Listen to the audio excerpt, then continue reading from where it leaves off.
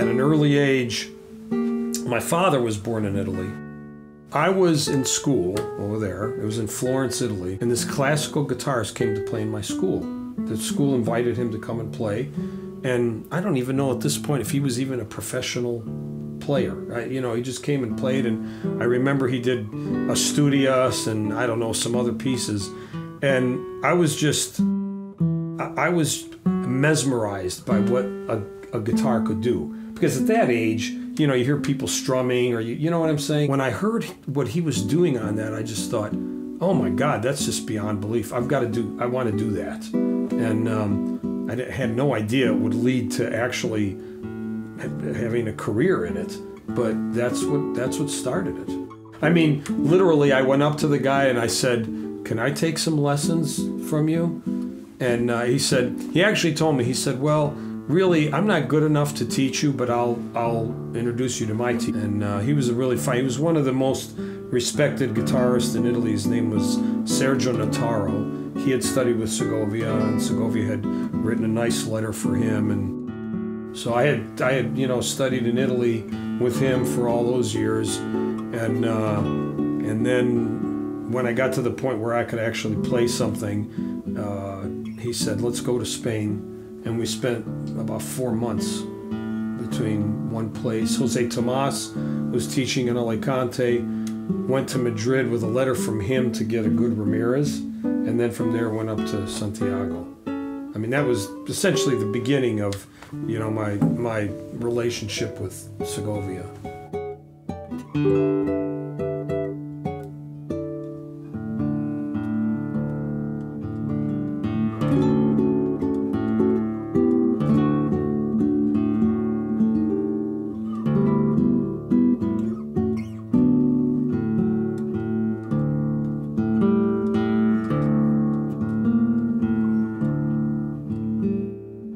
Then at the end of 1974, Anita and I decided to come back. I had finished my, let's say, formal studies, although if you're a musician, you're an eternal student. We then went down to Florida, and I was trying to figure out a place. We were both trying to figure out, where should we go? And I called, it's funny, I called, do you remember, I don't know if you ever heard of a player named Jesus Silva. He was actually a friend he knew Manuel Ponce. He was from Mexico. And he taught at the, what they call School of the Arts in North Carolina. I called him, talked to him for a while, but Anita said to me, do you want to live in North Carolina? I said, well, I don't know anything about it.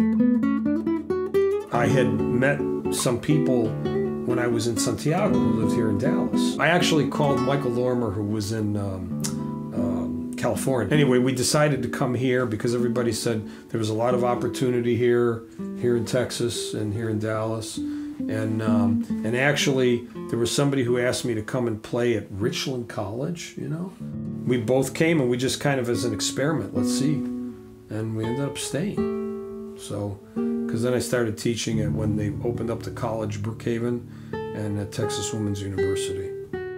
It's 40 years, yeah. Well, first of all, I have you to thank for, let's say, introducing me to older instruments. Now, the thing is that I hadn't had actually the opportunity to play many of them before that. I just never had that opportunity. I heard something in the sound of those older instruments that you just don't hear in a new guitar. You just don't hear it. There's a kind of a relaxed, open, smooth sound to it, and they just attain a certain character. Ever since then, I've had much more interest, and then the fact that we worked out having the Santos Hernandez, and of course I played it in a number of concerts, still do, and then I got my flauta that I waited 25 years for, played on your flauta, which is 50 years old. So now I can hear that maturing, I guess, process that goes on in these instruments. And so, I mean, there are new guitars that I'll play, but at this point, I think I prefer the ones that have lived for a while. One thing that I haven't changed is my my desire to play Spanish instruments. I mean, there are a lot of other really wonderful makers in the world, but it's just a question of taste.